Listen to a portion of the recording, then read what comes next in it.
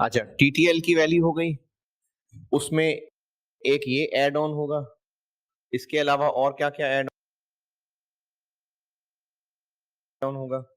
Synergies होंगी। Synergies के बारे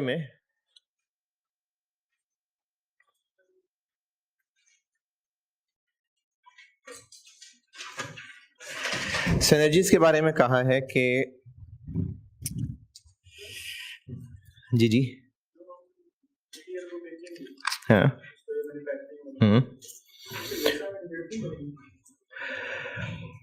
नहीं, ये तो हमने विरसा की जो कैश फ्लो जनरेशन है उसकी एक वर्थ निकाल ली। अब जो हमें उस फालतू एसेट्स को बेच के पैसा मिलेगा वो भी एक एडिशन है, वो भी लिखूंगा अलग से। अच्छा, एडिशन इंफॉर्मेशन पॉइंट नंबर 2, हर साल 70 मिलियन की सेविंग्स होंगी। ये आफ्टर टैक्स 70 मिलियन का है या नहीं?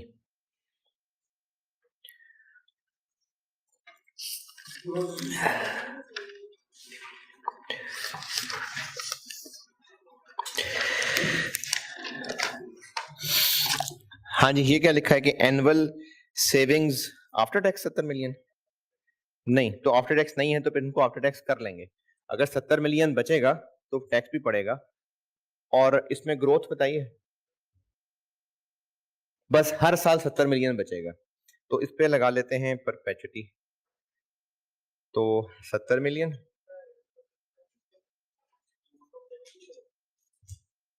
वो भी करता हूं अलग। 70 मिलियन को कर लेते हैं 70%, और इसने रहना है हमेशा, तो 11.31%।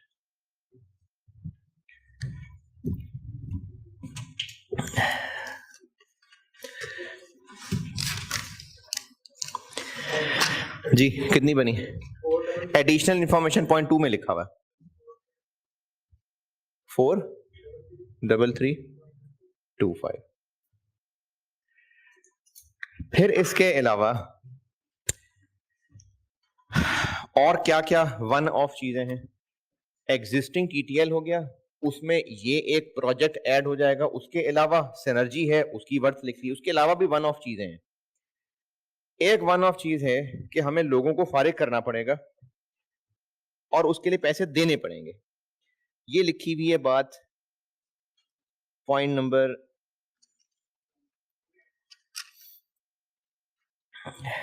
2 के एंड पे। इसी में हमें वन टाइम पेमेंट करनी पड़ेगी इमीडिएटली 35 मिलियन, तो ये भी एक वन ऑफ चीज है। और इस वन टाइम पेमेंट 35 मिलियन करनी पड़ेगी, लेकिन इस 35 मिलियन पे चूंकि ये एक रिडंडेंसी पेमेंट है तो टैक्स बचेगा, लेकिन ये होगी इमीडिएटली, टैक्स बचेगा साल बाद, क्योंकि साल बाद रिटर्न फाइल होती है तो टैक्स बचता है ना। तो इसमें से इसकी टैक्स बचत निकाल देते हैं, लेकिन ऐसे 30%,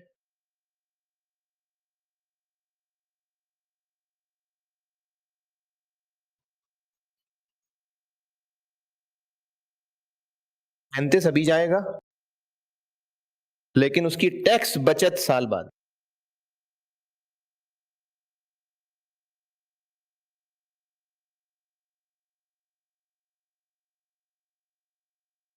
अच्छा, मैं इनको फिर समेटता हूं। हम कर ये रहे हैं कि टीटीएल की पोस्ट मर्जर वैल्यू निकाल रहे हैं। क्यों पोस्ट मर्जर वैल्यू निकाल रहे हैं? क्योंकि सवाल वाले ने कहा था कि टीटीएल के शेयर होल्डर से बताएं क्या फर्क पड़ेगा, तो वो फर्क ऐसे ही निकालेंगे कि पहले क्या वैल्यू थी और अब क्या है। तो पोस्ट मर्जर वैल्यू निकालने के लिए इसमें कंबाइंड वैल्यू डायरेक्टली क्यों नहीं निकाल पा रहे? क्योंकि कंबाइंड कैश फ्लोज का डाटा नहीं है, वरना हम डायरेक्टली वो वैल्यू निकाल लेते। तो फिर हम दूसरे तरीके से चल रहे हैं कि एग्जिस्टिंग वैल्यूज प्लस जो जो एक्स्ट्रा हो रहा होगा। तो विरसा का प्रोजेक्ट एक एक्स्ट्रा ऐड ऑन है, सिनर्जीज एक्स्ट्रा ऐड ऑन है, ये एक खर्चा है कितना? 25.57। इसके अलावा भी और कुछ है जी? इसके अलावा दो चीजें और हैं। एक है ऊपर एडिशनल इंफॉर्मेशन से ऊपर .3 मैन्युफैक्चरिंग डिवीजन फारिग हो जाएगा और इसको हम बेच देंगे कितने का? 1.5 टाइम्स ऑफ नेट एसेट्स, यानी बुक वैल्यू का 1.5 टाइम्स। तो फिर बीटीएल की जो ऊपर फाइनेंशियल स्टेटमेंट्स की इंफॉर्मेशन दी हुई है, ये भी देखें, एक अच्छा पॉइंट है। ये हम निकाल रहे हैं सेल ऑफ मैन्युफैक्चरिंग डिवीजन।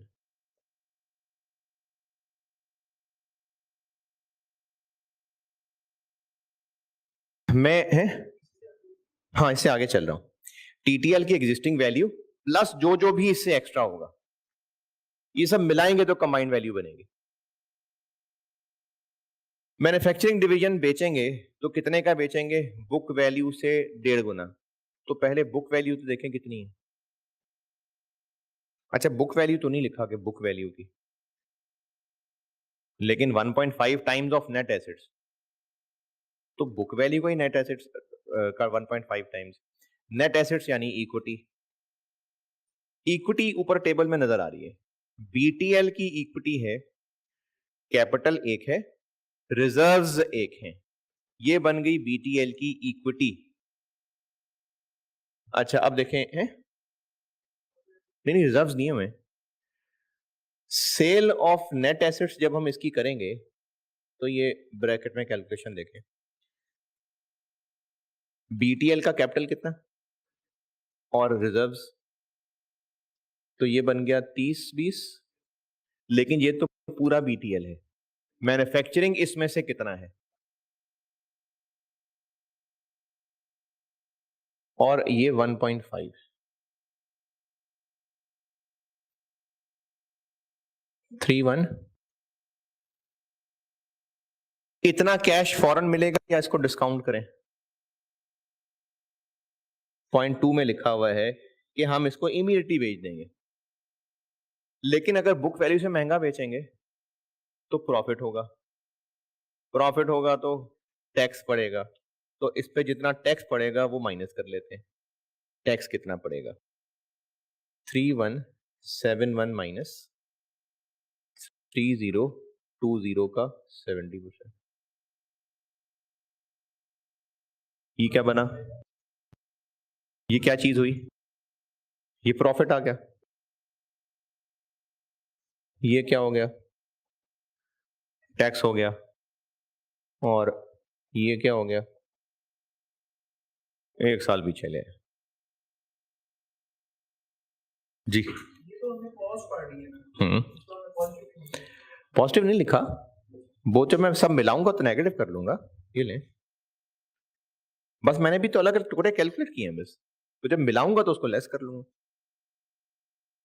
इतने का बेचेंगे मैन्युफैक्चरिंग डिवीजन, लेकिन उसके प्रॉफिट पे टैक्स लगेगा, वो भी साल बाद।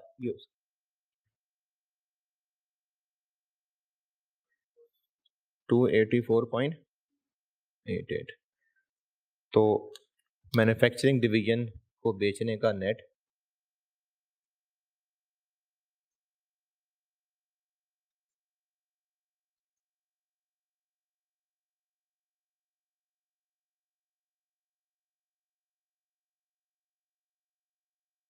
डबल 86.12। एग्जिस्टिंग टीटीएल, उसके अलावा जो कुछ भी हो रहा है वो सब मिला रहे हैं, और भी है जो कुछ हो रहा है। चलें सवाल समेटते हैं। एडिशनल इंफॉर्मेशन का .1 हो गया, ये वैक निकालने में इस्तेमाल किया। .2 हो गया, सिनर्जीज भी कैलकुलेट कर ली, वन ऑफ पेमेंट भी निकाल ली। .3 हो गया, विरसा की वैल्यूएशन भी कर ली। पॉइंट नंबर 4 ये भी विरसा की वैल्यूएशन के लिए था। Point number 5, point number 6, point number 7 ये सब केई और वैक के लिए था। पॉइंट नंबर 8 ये एग्जिस्टिंग वैल्यू निकालने के लिए था दोनों की। पॉइंट नंबर 9, हाँ जी,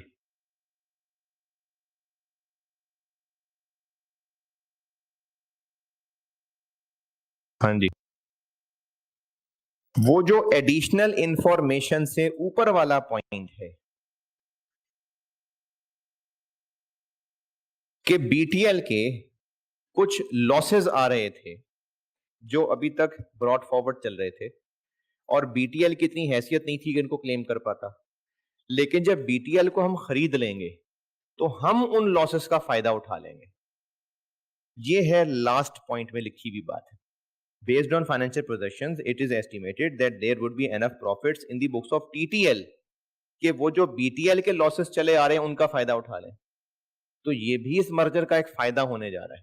फायदा क्या होने जा रहा है? इन लॉसेस का हमें टैक्स में फायदा होगा।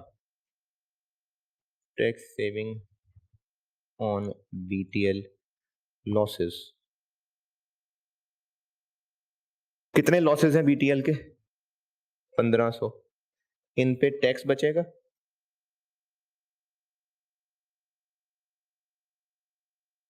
ये क्या? रिटर्न फाइल होगी तो बचेगा ना।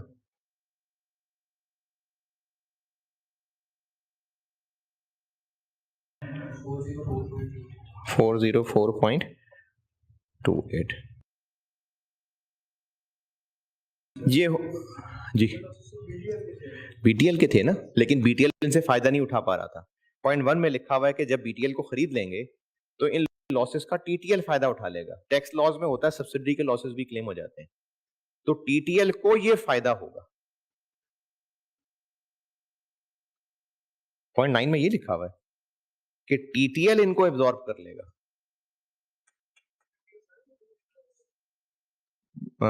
लिखा तो ये कि कर लेगा। सारे हो जाते हैं। टैक्स लॉ में क्या लिखा है? मेरे ख्याल में सारे ही हो जाते हैं। अब ये सारे कंपोनेंट्स जोड़ लेंगे तो टीटीएल की पोस्ट मर्जर वैल्यू बन जाएगी।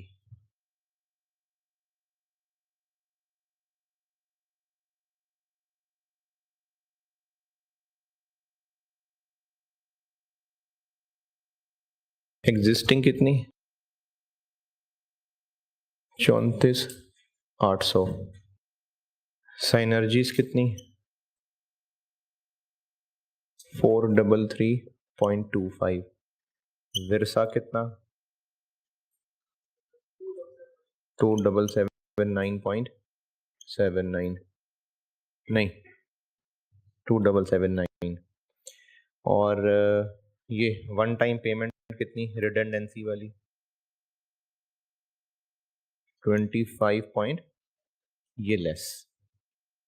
अच्छा, और क्या किया? मैन्युफैक्चरिंग डिवीजन की सेल हो गई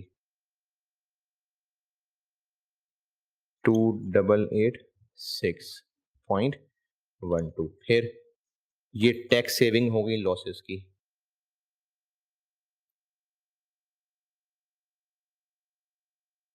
404.28। इस सब का टोटल करेंगे तो ये होगा टीटीएल का पोस्ट मर्जर।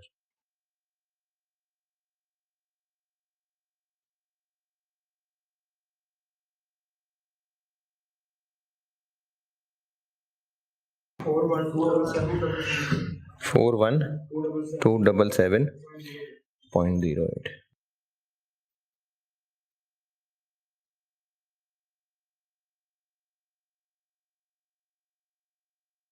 बीटीएल की जो हमने ये 1.5 टाइम्स करके प्रॉफिट निकाला है, हमने कंप्लीट किया। हम क्या बीटीएल के एज 70% हम क्या उनकी बुक वैल्यू पे परचेज कर रहे हो? ये सेल तो नहीं, हम उनसे उससे परचेज के बाद वो उसे अपनी बुक पे वो उसे उस अमाउंट से जिससे उसे वो एसेट्स मिले हो। नहीं नहीं नहीं, टीटीएल उसके इन एसेट्स को नहीं खरीद रहा। टीटीएल तो उससे शेयर एक्सचेंज कर रहा है। टीटीएल तो बीटीएल का मालिक बन रहा है। अब जब टीटीएल बीटीएल का मालिक बन जाएगा तो वो बीटीएल के सब चीजों का मालिक है। उसके बाद वो उस डिवीजन को बेचेगा तो इतना कैश मिलेगा। सवाल क्या है?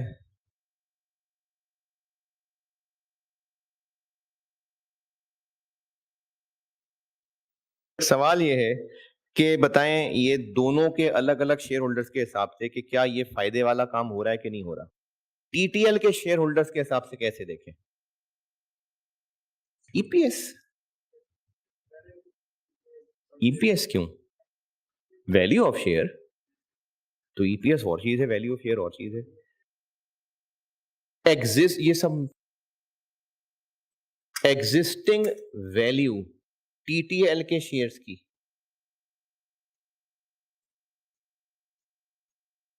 अब ये सारी कैलकुलेशन हो गई। अब इसका कंक्लूजन जो असल में सवाल था,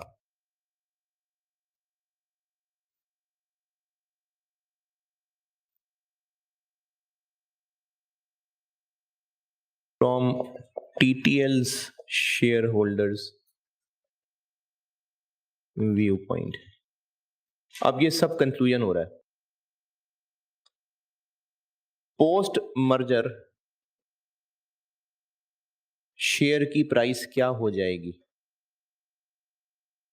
₹41,277.08 डिवाइडेड बाय शेयर्स कितने होंगे? टीटीएल के शेयर्स कितने होंगे?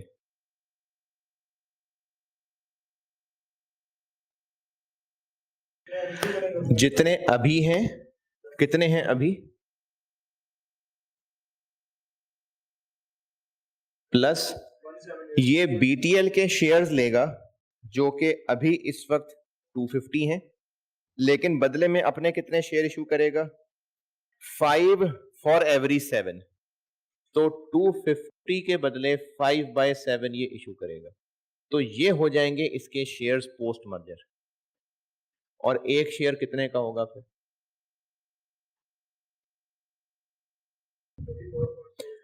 44.45 इतने का एक शेयर होगा, जबकि अभी इसका एक शेयर कितने का है?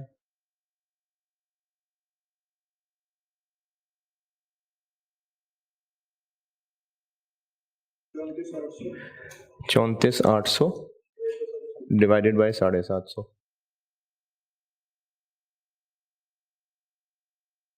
तो टीटीएल के शेयर होल्डर्स का क्या तासुरात होंगे?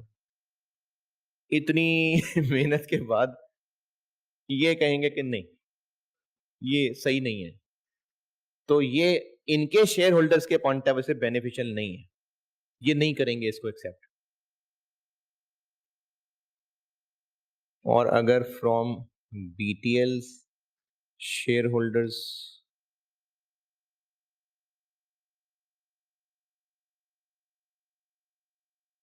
तो इनका अभी एक शेयर कितने का है?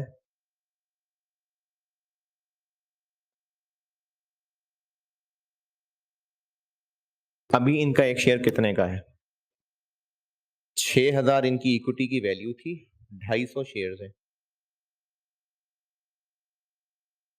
24 का एक शेयर है, जबकि इनको जो मिल रहा होगा, क्या मिल रहा होगा उनको? टीटीएल का शेयर। तो इस टीटीएल के बड़े बन जाने से ये इफेक्टिवली कितने के मालिक बन जाएंगे? दोबारा सुने, बीटीएल वालों का एक शेयर नहीं, बीटीएल वालों के 7 शेयर्स टीटीएल के 5 शेयर्स में कन्वर्ट हो जाएंगे, तो उनका एक शेयर इफेक्टिवली कितनी कीमत का बन जाएगा? इसको जैसे मैंने बिड एडजस्टेड प्राइस कही थी, या इफेक्टिव कह लें कि शेयर इसका कितने का बिक रहा है, तो क्या करूं, क्या करूं? किसको 7 इंटू 44.45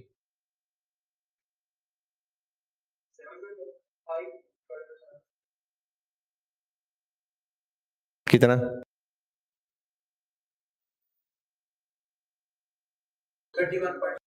31.75।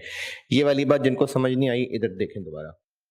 जो बीटीएल का शेयर होल्डर होगा उसके पास अगर 7 शेयर्स होंगे तो उसको 44.5 औकात वाले 5 शेयर्स मिल जाएंगे। तो इनके 7 शेयर्स की वैल्यू, इसका मतलब इसके बराबर हुई, तो उनके एक शेयर की वैल्यू कितने के बराबर लगी?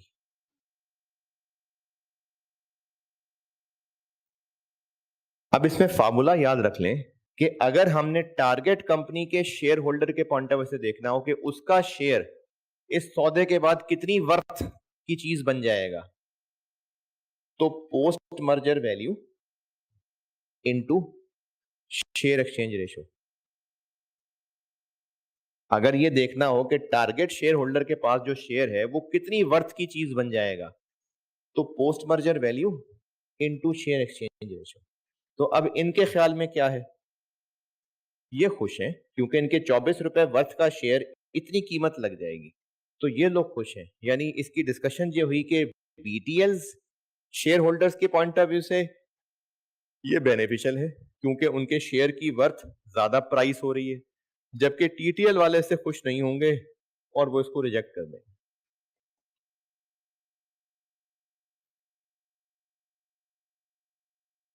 एक छोटा सा सवाल और देख लें, हैं? क्या हुआ? हाँ हाँ अभी। और जब आप लास्ट में कभी तैयारी कर रहे हो ना, तो इस सवाल को स्टार लगा लें, ये सवाल जरूर करिएगा, ये जो भी किया है।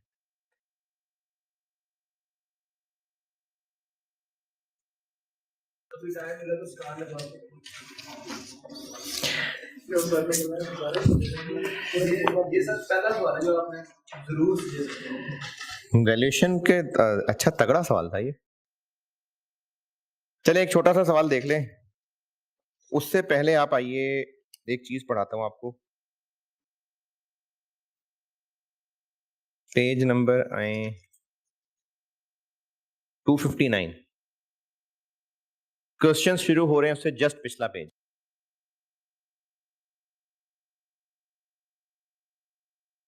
क्वेश्चंस शुरू हो रहे हैं उससे जस्ट पिछला पेज, चैप्टर का बिल्कुल आखिरी पेज, क्वेश्चन से जस्ट पहले।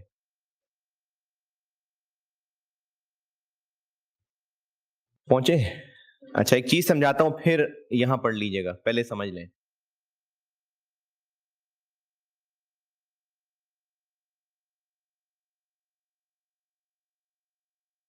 अभी अगर आईपीएल में सचिन तेंदुलकर भी आके खेल ले, जो कि अब नहीं खेलता, तो उसका आपको रेट लगेगा? है नहीं बिकेगा वो, हालांकि वो तो लेजेंड खिलाड़ियों में से है। उसकी अब की परफॉर्मेंस के मुताबिक उसको कोई टीम नहीं खरीदेगी, क्योंकि उनको उसकी अब की परफॉर्मेंस पता है कि अब नहीं से खेला जाएगा। इसी तरह चलो पीएसएल की बात कर लें, तो पीएसएल में अब्दुल रजाक नहीं बिकता, अब्दुल रजाक नहीं सेल होता, हालांकि वो पाकिस्तान के अजीम तरीन ऑलराउंडर में से एक होना है। आपने तो खैर अपने बचपन में देखा होगा, है? वरना अब्दुल रजाक जो है ना, वो पाकिस्तान, वो तो खैर पता नहीं किन किन कंट्रोवर्सीज का शिकार हो गया, वरना अब्दुल रजाक जैसा ऑलराउंडर दुनिया में बहुत कम होंगे, लेकिन वो अब नहीं बिकता होगा। है कैलिस है, जैक कैलिस है, वो भी ग्रेटेस्ट ऑफ ऑल में से है। ये लोग अब नहीं सेल होंगे, हालांकि इनका ट्रैक रिकॉर्ड तो बहुत अच्छा है। तो इसका मतलब है कि टीम्स खिलाड़ियों की कीमत उनकी पास परफॉर्मेंस को देख के नहीं लगा रही, उनके प्रेजेंट को देख के लगा रही। इसका मतलब है कि वो टीम्स की मैनेजमेंट समझदार है। अगर वो टीम्स की मैनेजमेंट समझदार ना होती, तो उनके बाप दादा ने उनको कहा होता कि सचिन से बड़ा खिलाड़ी नहीं है, तो वो कहते सचिन हमारा महंगा तरीन खिलाड़ी है। तो वो खिलाड़ियों की कीमत लगा रहे होते पास्ट ट्रेंड की बेस पे, अभी के हालात को उनको समझ ना आ रही होती। एक ये टीम की अकल का लेवल है, टीम मैनेजमेंट। लेकिन अगर वो खिलाड़ियों की करंट परफॉर्मेंस या वो करंट न्यूज जो उनकी फिटनेस के बारे में पब्लिक हो चुकी है, ये तो चलो मैंने पुराने खिलाड़ियों की मिसाल दी थी, मिसाल चेंज कर लेते हैं। अगर कोई अभी इस वक्त का खिलाड़ी हो और अच्छा खिलाड़ी हो, लेकिन उसके बारे में एक न्यूज ब्रेक हो जाए कि डॉक्टर्स ने इसको खेलने से मना कर दिया है क्योंकि इसको फलानी फलानी इंजरी है और ये अब ज्यादा देर नहीं सरवाइव कर सकेगा। नहीं अल्लाह खैर करे, शाहिन अफरीदी को अल्लाह जिंदगी सेहत दे, बड़े अरसे बाद को बॉलर आया पाकिस्तानी टीम में। तो अगर ये बात पब्लिक हो जाए और फिर भी टीम मैनेजमेंट अक्लमंद हो, तो बेशक वो आजकल अच्छा परफॉर्म करता होगा, लेकिन इस न्यूज के ब्रेक होने के बाद वो टीम उनको नहीं खिलाएगी। अभी मैंने दो मिसालें दी हैं। एक टीम मैनेजमेंट की वो मिसाल दी है जो करंट हालात को नहीं देखते, बस जो बाप दादा से सुना उसी की बेस पे सचिन को खिला लेंगे, आफरीदी को खिला लेंगे, ब्रायन लारा को खिला लेंगे। बल्कि ब्रायन लारा चलो बहुत पुराना हो गया, मैथ्यू हेडन वो तो T20 के दौर की नहीं चीज। मैथ्यू हेडन को रख लेंगे, गिलक्रिस्ट को रख लेंगे, और उनको लगा उन्होंने बड़ी अच्छी टीम रख ली है। लेकिन उनका ये फैसला किसकी बेस पे है? पास्ट ट्रेंड की बेस पे। दूसरी मिसाल मैंने उस टीम मैनेजमेंट की दी है जिसके पास जो अभी इस वक्त इंफॉर्मेशन थी उसकी बेस पे उन्होंने फैसला कर लिया। तीसरी मिसाल उस टीम मैनेजमेंट की है जिनके पास अंदर की खबरें भी मौजूद हैं और खिलाड़ियों के बारे में वो इंफॉर्मेशन जो उनके डॉक्टरों ने भी बाहर लीक नहीं की है, उन टीम्स की वो भी पता चल गया हुआ है। तो अगर उनके पास इस तरह की प्राइवेट इंफॉर्मेशन भी आ चुकी नहीं है टीम मैनेजमेंट के पास, तो ये और ही एडवांस लेवल की टीम मैनेजमेंट है। और अब उन पर्सनल इंफॉर्मेशन की बेस पे जो डिसीजन लेंगे, तो ये काबिल तरीन मैनेजमेंट हो गई। ये तीन तरह की मैनेजमेंट की मिसालें दी हैं। वो मैनेजमेंट जो सिर्फ पास्ट की बेस पे फैसला कर रही है, वो मैनेजमेंट जो करंट अवेलेबल पब्लिकली इंफॉर्मेशन के बेस पे फैसला कर रही है, और वो मैनेजमेंट जिसको अंदर की खबरें भी बताएं उसकी बेस पे फैसला कर रही है। ये क्रिकेट की मिसाल आई समझ। अब मैं इसको शेयर्स की मिसाल से रिलेट करता हूं। स्टॉक मार्केट में वो कंपनीज जो इस वक्त अच्छा परफॉर्म कर रही हैं, बहुत प्रॉफिट्स कमाती हैं, उनका शेयर मार्केट में महंगा चल रहा होगा। क्या ऐसा होगा कि जो कंपनीज हमेशा से अच्छी चल रही थी आज भी वो टॉप पे ही होंगी? नहीं, हो सकता है वो कंपनीज टूट फूट के होके खत्म भी हो गई हो। ऐसी स्टॉक मार्केट जहां पर सादे से लोग हैं और वो सिर्फ बाप दादा से सुन सुन के नाम उन कंपनीज के शेयर्स खरीदने पहुंच जाते हैं, तो उन स्टॉक मार्केट में कंपनीज की शेयर प्राइसेस क्या रिफ्लेक्ट कर रही होंगी? दोबारा सुने। अगर ऐसी स्टॉक मार्केट जो इंतहाई पैथेटिक लोग हैं, जिनको कोई समझ बूझ नहीं है, बस वो बाप दादा से सुनते आ रहे थे कि फलानी कंपनी बड़ी अच्छी है और उसी के शेयर खरीदने पे जिद कर रहे हैं, हमने तो उसी कंपनी के शेयर खरीदने हैं, तो उससे डिमांड बढ़नी शुरू हो जाएगी। तो वो शेयर प्राइसेस क्या रिफ्लेक्ट कर रही होंगी? बस पास्ट ट्रेंड। ऐसी मार्केट को वीक मार्केट कहते हैं। इससे थोड़ी बेहतर, अगर कंपनीज के बारे में करंटली सब इंफॉर्मेशन अवेलेबल है कि कौन सी कंपनी अच्छा परफॉर्म कर रही है, कौन सी कंपनी बुरा परफॉर्म कर रही है, और इस पब्लिक इंफॉर्मेशन की बेस पे लोगों ने अपनी डिमांड सप्लाई चेंज कर ली, और जो कंपनी अच्छा परफॉर्म कर रही है उसका शेयर महंगा बिक रहा है, जो कंपनी बुरा परफॉर्म कर रही है उसका शेयर सस्ता बिक रहा है। लोगों को सब कैसे पता चल रहा है कैसा परफॉर्म कर रही है कंपनी? उनकी फाइनेंशियल स्टेटमेंट्स देख के, मीडिया में न्यूज देख के। ये मार्केट कहलाती है सेमी स्ट्रॉन्ग मार्केट, जिसमें शेयर प्राइसेस रिफ्लेक्ट कर रही होती हैं current available public information.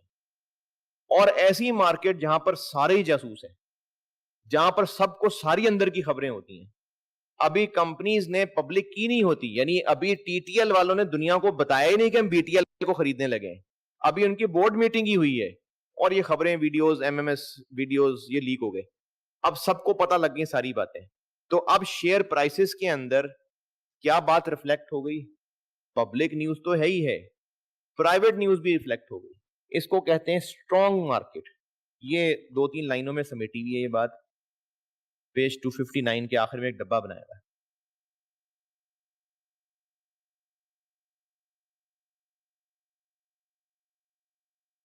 Weak form market वो होती है जिसमें शेयर की प्राइसेस पास्ट को रिफ्लेक्ट कर रही होती हैं बस।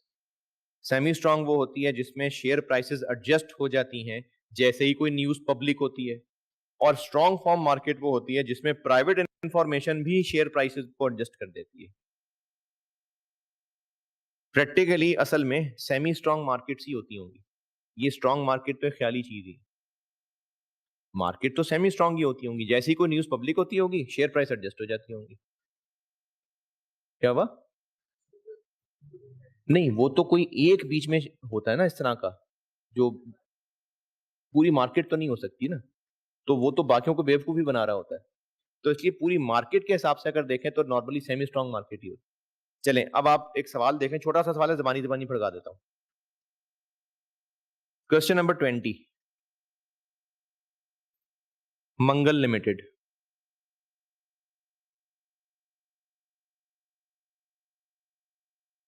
ये है दिसंबर 16 का।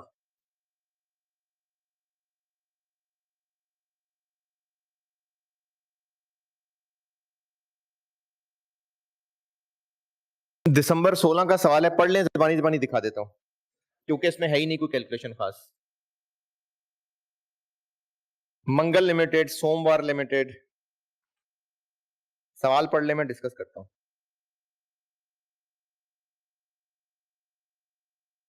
इसमें मेनली डिस्कशन ही है, 7 नंबर का सवाल था सारा,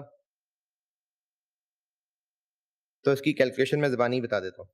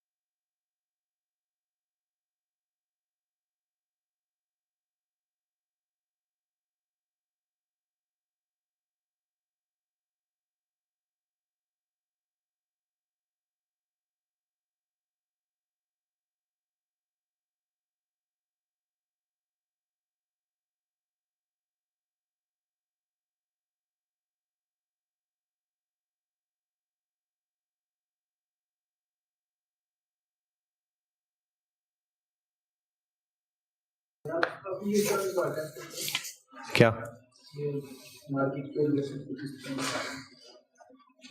हो सकता है ये 16 है, को बहुत पुराना तो नहीं है, यानी ये सी फैब की अटेम्प्ट का पहला पहला ही सवाल है, इससे पहले मॉड्यूल एफ होता था।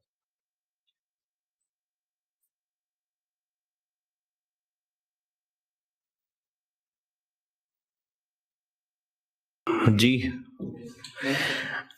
अच्छा जी, एक एमएल कंपनी है जिसकी आपको अभी रिसेंट साल की बैलेंस शीट दी हुई है और इनकम स्टेटमेंट की 2 फिगर दी हैं बस।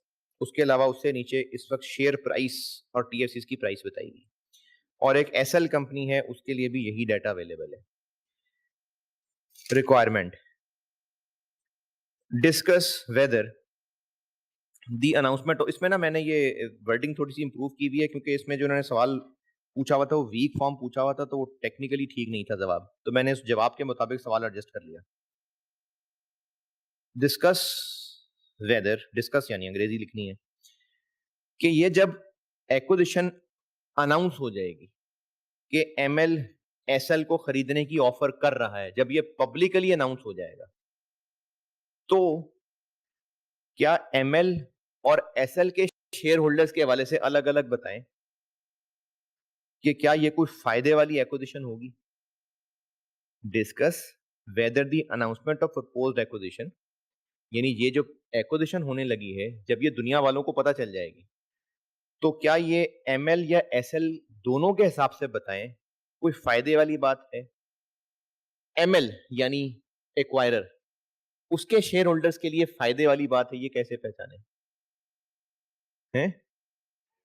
तो इसका मतलब पोस्ट मर्जर वैल्यू वाला सवाल है, क्योंकि एक्वायरर के शेयर के हिसाब से जब भी देखना है कि वो खुश है कि नहीं, तो यकीनन नई वैल्यू निकालनी पड़ेगी। तो ये पोस्ट मर्जर यानी कंबाइंड वैल्यू निकालने वाला सवाल है। लेकिन आपके पास कंबाइंड कंपनी का डाटा है, कोई कैश फ्लोस की ग्रोथ बताई हो, कोई प्रॉफिट्स के बारे में बताया हो कितना ग्रो करेगा, कुछ भी नहीं बताया हुआ, सिर्फ और सिर्फ साइनर्जीज बताई हैं बस, और वन ऑफ चीजें बताई हैं। कंबाइंड वैल्यू निकालने के लिए कोई डाटा ही नहीं है, कोई मेथड ही नहीं अवेलेबल कि कंबाइंड वैल्यू कैसे निकालेंगे। तो इसमें भी अच्छा निकालनी है combined value, post merger value निकालनी है, कैसे पता। क्योंकि एक्वायरर के शेयर होल्डर्स के पॉइंट ऑफ व्यू से हम इफेक्ट तभी बताएंगे जब एग्जिस्टिंग वैल्यू और वो पोस्ट मर्जर को कंपेयर करेगा, जैसे ये किया था। इसका मतलब पोस्ट मर्जर निकालनी है, लेकिन कंबाइंड वैल्यू नहीं निकाल सकते। उसका कोई ऐसा डेटा नहीं है कि आप कंबाइंड कैश फ्लोज बना सकें या कंबाइंड पैट बना सकें, जैसे पिछली क्लास में जीएचपी वाला सवाल था, या उससे पहले कंबाइंड कैश फ्लोज वाला सवाल था। इसमें हम कंबाइंड कैश फ्लोज या कंबाइंड प्रॉफिट से डायरेक्टली वैल्यू नहीं निकाल सकते। तो फिर इंडिविजुअल कंपनीज की वैल्यूज प्लस ये सिनर्जीज। तो इंडिविजुअल की वैल्यूज दी हुई है, शेयर प्राइस दोनों की, और उससे नीचे पैराग्राफ में सिनर्जीज दी हुई है, 5 साल तक होंगी, और वन ऑफ 2 चीजें बताएंगे।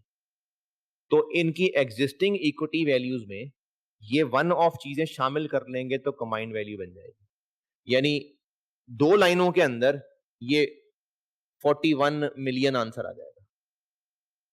ये जो भी हमने इतनी सारी मेहनत करके ये जो 41,277 निकाला, रेहान वो दिखाना आखिरी वाला, वो उधर नुक्कड़ में जो हमने पोस्ट मर्जर वैल्यू निकाली इतनी सारी मेहनत के बाद, इस सवाल में वो 3 लाइनों से आंसर आ जाएगा। उसके बाद आंसर कैसे करना है, ये ऐसे पोस्ट मर्जर वैल्यू निकाल ली, एग्जिस्टिंग के पॉइंट ऑफ व्यू से डिस्कस करेंगे, सॉरी एक्वायरर के पॉइंट ऑफ व्यू से डिस्कस करेंगे, और टारगेट के पॉइंट ऑफ व्यू से डिस्कस करेंगे। देखिए सॉल्यूशन में एक कैलकुलेशन जरा,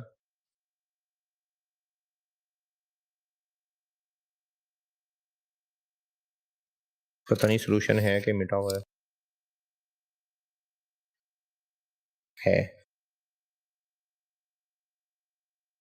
पेज 325, पेज 325 का टॉप देखें, पेज 325 का टॉप, दोनों की एग्जिस्टिंग शेयर प्राइस ली, पेज 325 का टॉप, सॉल्यूशन का स्टार्ट ही है। दोनों की एग्जिस्टिंग इक्विटी वैल्यू ली, उसमें ये सिनर्जी ऐड कर दी, वर्किंग वन देखें, वो जो 5 साल की सेविंग्स थी उसकी पीवी निकाली, और ये जो दोनों वन ऑफ चीजें थी उनको शामिल कर दिया।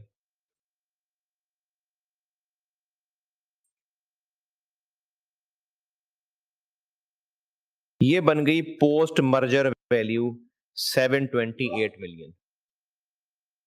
वो जो अभी इस सवाल में इतनी सारी मेहनत के बाद 41277 निकाली थी, ये 3 लाइनों के बाद ये बन गई। अब इस 728 मिलियन की डिस्कशन एक्वायरर के शेयर होल्डर्स के पॉइंट ऑफ व्यू से भी और टारगेट के शेयर होल्डर्स के पॉइंट ऑफ व्यू से भी, इसी टेबल के नीचे पहले एक्वायरर के पॉइंट ऑफ व्यू से बात की है कि अभी शेयर इतने का है, पोस्ट मर्जर इतने का हो जाएगा, तो उनको इतना फायदा होगा, सिर्फ 10 पैसे का। और फिर उससे अगले पैराग्राफ में टारगेट के पॉइंट ऑफ व्यू से बात की हुई है, बिल्कुल यही काम किया हुआ है, यही वाला। ये है रिक्वायरमेंट ए का पहला बुलेट पॉइंट। अच्छा, पहला बुलेट पॉइंट है सेमी स्ट्रॉन्ग मार्केट। तो जैसे ही वो ये न्यूज पब्लिक करेंगे, शेयर प्राइस ये बन जाएगी, ये इसकी डिस्कशन हो गई। दूसरा बुलेट पॉइंट, ये एक मजाक था, दूसरे बुलेट पॉइंट में लिखा हुआ है कि मार्केट स्ट्रॉन्ग फॉर्म है, तो वो पहले ही अपडेटेड वैल्यू है, कोई फर्क ही नहीं पड़ेगा। 3 नंबर ज्यादा है वैसे इस बात के, 1 नंबर भी काफी था। स्ट्रॉन्ग फॉर्म मार्केट है तो ये बात पब्लिक होने का फर्क नहीं पड़ना, अभी उनकी आपस की मीटिंग ही हुई है, तो शेयर प्राइसेस ऑलरेडी एडजस्ट हो चुकी हुई हैं, तो इस एक्विजिशन की अनाउंसमेंट का कोई फर्क नहीं पड़ेगा। ये पार्ट ए, बस यही है पार्ट ए। और पार्ट बी रट्टा नहीं है, ये 10 नंबर बहुत ज्यादा कर दिए थे इसके उन्होंने। उन्होंने कहा है कि आप बताएं शेयर होल्डर्स को और क्या क्या फिक्रें हो सकती हैं। पता नहीं और क्या क्या फिक्रें हो सकती हैं, सोच लेना उस दिन बैठ के पेपर में जो जो फिक्रें हो सकती हैं। अब आपको बैलेंस शीट दी हुई है, इस पे नजर मार लेते हैं। शेयर होल्डर को फिक्र हो सकती है कि गियरिंग पे क्या फर्क पड़ेगा, कंपनी की प्रॉफिटेबिलिटी पे क्या फर्क पड़ेगा, डिविडेंड पे क्या फर्क पड़ेगा। तो शेयर होल्डर्स की जो जो टेंशनें हो सकती हैं, लेकिन 10 नंबर बहुत ज्यादा इंटेंशन हो, तो ये हाँ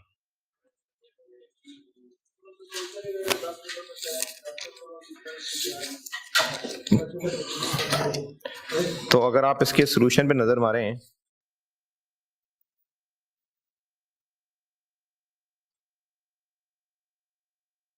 तो गियरिंग की टेंशन है जिसकी कैलकुलेशन करके दिखा दी कि पहले गियरिंग इतनी है अब इतनी हो जाएगी।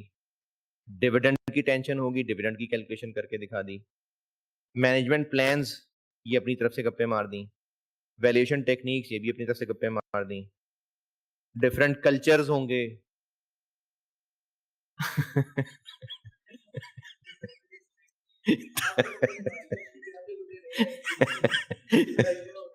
तो उस वक्त आपको बेहतर लगे सोच के लिख देना। मतलब इसमें मेरे पास कोई ऐसी टेक्निक नहीं है कि मैं आपको सिखाऊं कि ये फिक्रें आप लिख सकें। ये थोड़ी बहुत बीएम का ही नॉलेज है। बीएम नहीं, क्या होता है, एसपीएम। चलिए कल मैं इसकी और प्रैक्टिस करा के, और कल फिर मैं डीमर्जर कराता हूं। डीमर्जर, डीमर्जर क्या लगता है नाम से? तोड़ के दो कंपनीज बना दें।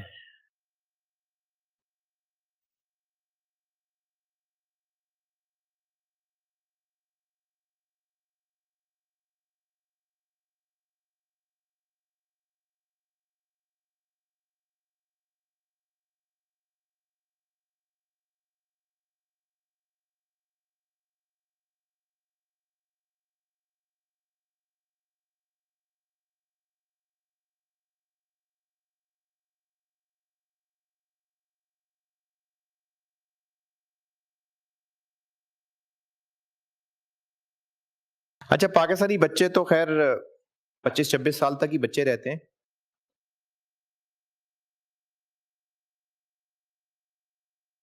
चलें उनको और छोटी उम्र में कर लें। तो जो जानवर का बच्चा है ना, वो वेरी करता है वैसे, लेकिन कुछ जानवर के बच्चे विद इन डेज इंडिपेंडेंट हो जाते हैं।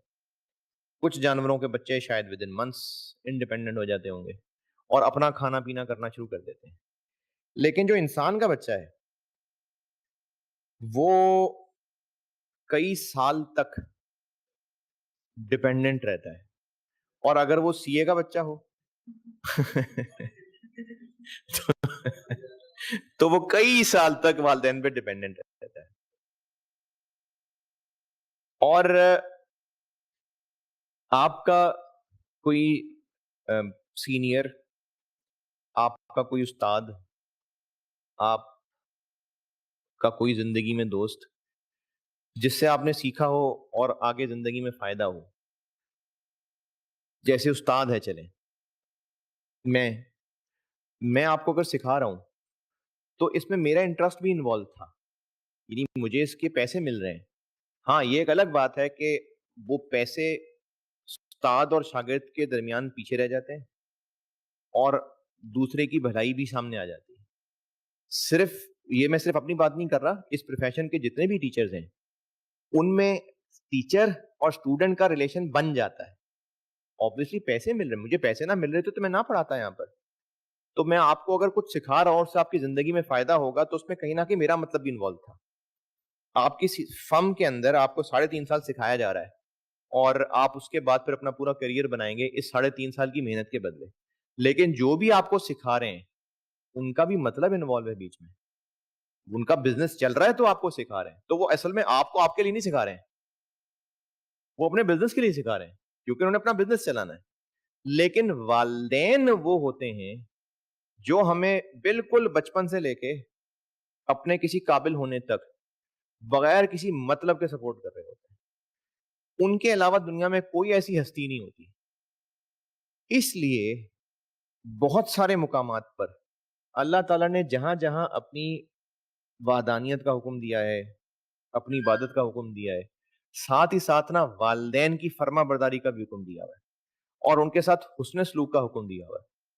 तो इंसान का बच्चा जब बड़ा हो जाता है ना, तो उसको लगता है कि अम्मी अब्बू आपको नहीं पता, आपको नहीं पता जिंदगी में क्या कैसे कैसे मसले होते हैं, आप पुराने दौर के लोग हैं। आपके अम्मा अब्बा के पास, मतलब हमारे अम्मा अब्बा के पास टेक्निकली हमसे कम नॉलेज बिल्कुल हो सकता है। मतलब आप सीए कर रहे हैं, आपका अब्बा किसान है, तो उनको तो नहीं पता कि फाइनेंस कैसे मैनेज होता है, नहीं पता होगा उनको। इसी तरह से वो टेक्नोलॉजी में आपके बिल्कुल मुकाबले पे नहीं होंगे, वो बिज़नेस मैनेजमेंट में आपके मुकाबले पे नहीं होंगे। लेकिन एज़ अ ह्यूमन जो उनका तजुर्बा है, वो आपसे ज़्यादा ही जानते हो। और चलें अगर टेक्निकली आपसे कम भी जानते हों, फिर भी उनके एहसान है ज़िंदगी पे हमारे। उनके एहसान के बगैर हम यहाँ पहुँच ही नहीं सकते थे। अगर वो वहीं हमें बाहर सड़क पे फेंक देते उस दौर में, तो हम किसी काबिल ना होते। तो इंसान के ऊपर उसके वालिदैन के इतने एहसान होते हैं कि अल्लाह ताला ने इस बात को बहुत सख्त नापसंद किया है कि इंसान अपने वालिदैन के साथ बुरा सलूक करे। लेकिन इस वक़्त हमारे माशरे के अंदर, बल्कि हमेशा से ही, जब बच्चा जवान हो जाता है ना, तो वो अपने माँ-बाप के साथ मुँहज़ोरी करना शुरू हो जाता है, ख़ास तौर पे माँ के साथ और कुछ मौकों पे बाप के साथ भी। अब उसके हवाले से मैं 2 हदीसें सुना देता हूँ आपको। अब्बा जी की बात कर लेते हैं आज। तिर्मिज़ी 1899 सैयदना अब्दुल्लाह बिन उमर रज़ियल्लाहु तआला अन्हु से रिवायत है कि नबी अकरम सल्लल्लाहु अलैहि वसल्लम ने फरमाया, वालिद की रज़ा में रब की रज़ा है और वालिद के गुस्से में रब का गुस्सा है। वालिद की रज़ा में रब की रज़ा है और वालिद के गुस्से में रब का गुस्सा है। इब्न माजा 3663 सैयदना अबू दरदा रज़ियल्लाहु तआला अन्हु से रिवायत है कि नबी अकरम सल्लल्लाहु अलैहि वसल्लम ने फरमाया, वालिद जन्नत का दरमियानी दरवाज़ा है, चाहे उस दरवाज़े को ज़ाया कर दो या उसकी हिफाज़त कर दो। तो अगर आप में से जितने लोग मुझे सुन रहे हैं, उनके वालिदैन हयात हैं, तो जन्नत का ना रास्ता है वालिदैन के ज़रिए। अपनी जवानी के गुरूर में, अपने नॉलेज के गुरूर में, अपनी ख्वाहिशात के पीछे पागलपन की वजह से, अगर वालिदैन की दिल आज़ारी कर दी, अगर वालिदैन के साथ बुरा सलूक कर दिया, तो ये ना हो कि जन्नत का दरवाज़ा बंद हो जाए। तो इसलिए आप जहाँ भी जिस मुकाम पे भी पहुँचे हुए हैं, आपके वालिदैन बेशक बहुत ही कम इल्म हैं, बहुत ज़्यादा और उनके पर्सनैलिटी इश्यूज़ भी हो सकते हैं। ठीक है, होंगे। अगर आपको लगता है आपके वालिद की वालिदा की पर्सनैलिटी इश्यूज़ हैं, होंगे। वो उनका मामला है। यानी अगर आपकी अम्मी उन औरतों में से हैं, जिनसे पूरा मोहल्ला तंग होता है। अगर आपकी अम्मी वो फुप्पो हैं, वो खाला हैं, जो पूरे खानदान में आग लगा के रखती हैं। वो भी तो फुप्पो किसी की अम्मी होती है ना? हो सकता है वो अम्मी आपकी अम्मी हो। वो उनका मसला है। आपका अल्लाह से मामला ये है कि आप अपनी माँ के साथ कैसा बिहेव कर रहे हैं। वो जो एक अ, सनकी सा बाबा होता है, जो फ़ुज़ूल की टेंशनें लेके रखता है, जो खानदानों में लड़ाइयाँ डाल के रखता है, वो आपके अब्बू भी हो सकते हैं। वो फ्रॉडिया इंसान भी हो सकता है, जो बिज़नेस में सबके हक मारता है। वो मोहल्लेदार भी हो सकता है, जिससे सारे मोहल्लेदार तंग हैं। वो आपके अब्बू, मेरे अब्बू, वो भी हो सकते हैं। वो उनका ज़ाती मसला था। मेरा अल्लाह के साथ मामला ये है कि मैं अपने बाप के साथ कैसा रिएक्ट कर रहा हूँ। तो इसलिए माँ-बाप की पर्सनैलिटी कैसी है, वो उनका और अल्लाह का मामला है। हमारा रोल ये है कि वो हमारे माँ और बाप हैं। तो इसलिए अपने माँ-बाप के साथ खिदमत वाला सलूक, मोहब्बत वाला सलूक, हुस्न सलूक करना, ये अल्लाह को पसंद है। और अगर बुरा सलूक करेंगे तो वालिद की रज़ा में रब की रज़ा है, वालिद के गुस्से में रब का गुस्सा है और वालिद जो है वो जन्नत का दरमियानी दरवाज़ा है, चाहे इस दरवाज़े को ज़ाया करो या इबादत करो। कल मुलाकात होगी इंशाअल्लाह।